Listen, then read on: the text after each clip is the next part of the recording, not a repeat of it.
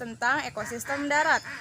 Komponen abiotiknya meliputi suhu udara, pencahayaan, angin, jenis atau warna tanah. Suhu di sini 33 derajat Celcius, pencahayaannya terang, anginnya semilir, dan keadaan tanah subur dan sedikit berwarna gelap. Dengan keadaan air cukup dan sedikit keruh. Kita dapat melihat komponen biotiknya seperti pohon mangga, pohon tangkil, pohon pisang, dan pohon bambu.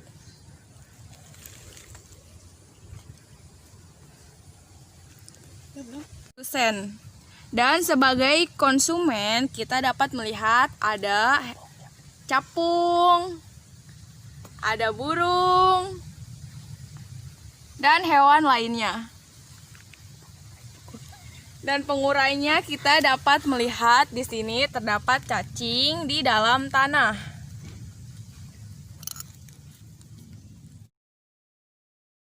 Pada percobaan yang kedua yaitu ekosistem perairan. Di sini kita menggunakan ekosistem perairan buatan yaitu kali yang sudah jelas dibuat oleh manusia.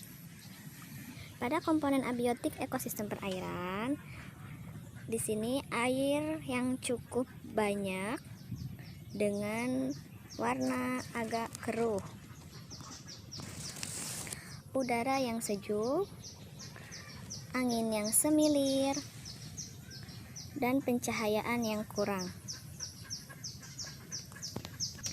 Dari komponen biotiknya, kita bisa melihat di sini ada beberapa jenis tumbuhan, yaitu yang pertama di sini ada jenis mata lele, tumbuhan mata lele.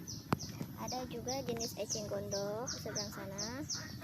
Ada juga jenis tumbuhan kangkung air dan lumut.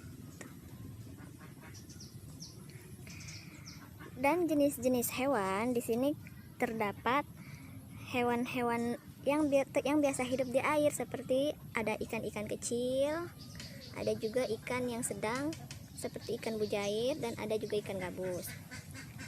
Nah, biasanya juga terdapat hewan amfibi seperti katak dan bahkan ular air. Nah, di sini juga terdapat keong. Dan ada juga udang, cacing, dan bakteri sebagai pengurainya.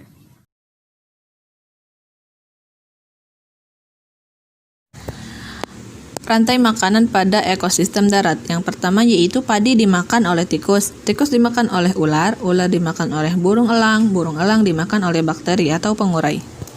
Rantai makanan pada ekosistem air yaitu phytoplankton dimakan oleh zooplankton, zooplankton dimakan oleh ikan-ikan kecil dimakan oleh ikan sedang dimakan oleh ikan-ikan besar.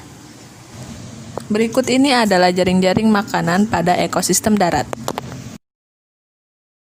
Selanjutnya yaitu jaring-jaring makanan pada ekosistem perairan. Di sini kita bisa melihat piramida ekologi pada ekosistem darat. Yang terakhir yaitu piramida ekologi pada ekosistem perairan.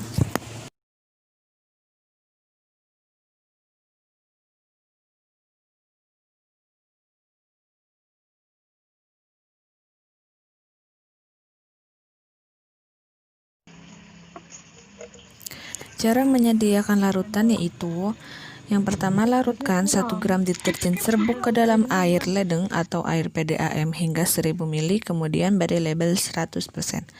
Larutan yang kedua, ambil 500 ml larutan deterjen 100%, lalu tambahkan air PDAM hingga 1000 ml, kemudian beri label 50%.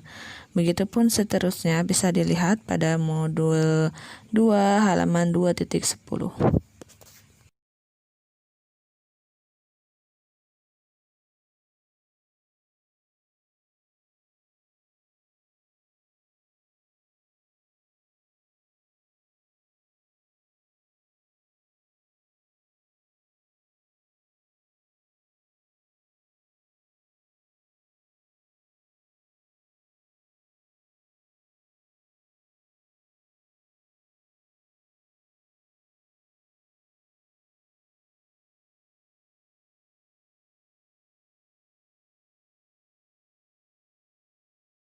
Nanti pertumbuhan akarnya setiap 24 jam.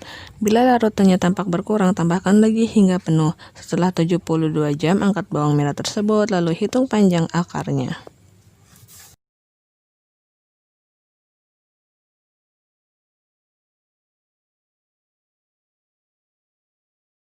Setelah menyediakan larutan, menyediakan 6 gelas kimia, dan memilih kacang hijau yang baik, selanjutnya ambil 10 butir kacang hijau terpilih, lalu rendam dalam larutan 1 10 butir, dalam larutan 2 10 butir, dan seterusnya. Aturlah kacang hijau dalam gelas kimia dengan label yang sesuai. Atur yang baik agar hilum mengarah ke bawah. Isilah gelas kimia yang telah diisi kacang hijau tersebut dengan larutan yang berlebar sama kira-kira 100 ml. Tutup kelima gelas tadi dengan kertas metalik sebagai pengganti kertas timah sehingga tidak ada cahaya yang dapat masuk. Lalu kita masukkan ke dalam kardus agar benar-benar tidak ada cahaya yang masuk.